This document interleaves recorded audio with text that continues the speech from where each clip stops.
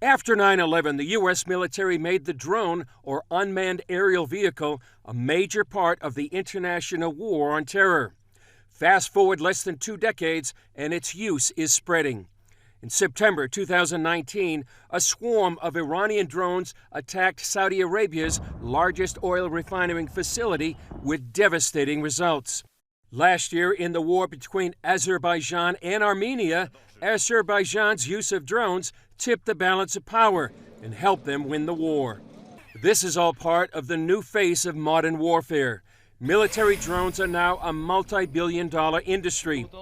In 2021, the Pentagon budgeted more than $7 billion to drones, and by 2027, the global market is expected to explode to more than $55 billion.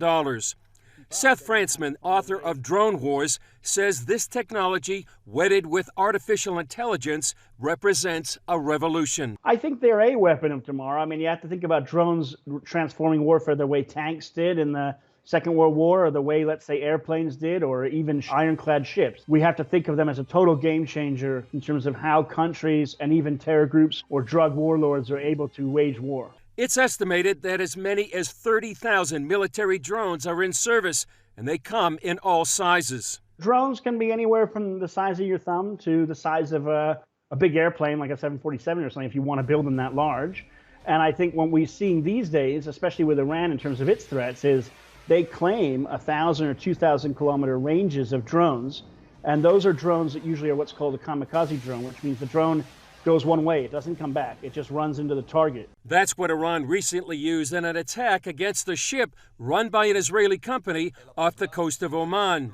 While the U.S. and Israel were among those first out of this gate, the race is now on to see who will become the world's drone superpower. I think if the United States or Western countries don't work very hard to catch up, I think that China will be the next superpower, because China has the industrial capacity and the willingness to innovate and use new systems to, I think, roll, hundreds or thousands of these things off the line. And I think they also are selling them all over the world. So I think we'll see a lot more Chinese drones, just like we see a lot of Chinese everything. The stunning Saudi attack 2 years ago showed how lethal drones can be. It shows us exactly what can be done with drones, even against an advanced power like Saudi Arabia that ostensibly has Western air defenses. And the drones were able to come in quite low and I think avoid radars, and were able to carry out pinpoint attacks. As Israeli Defense Minister Benny Gantz revealed recently, an Iranian base with hundreds of drones represents one of the latest threats to Israel and the Middle East. What it tells us is Iran's not just exporting the drones and the blueprints.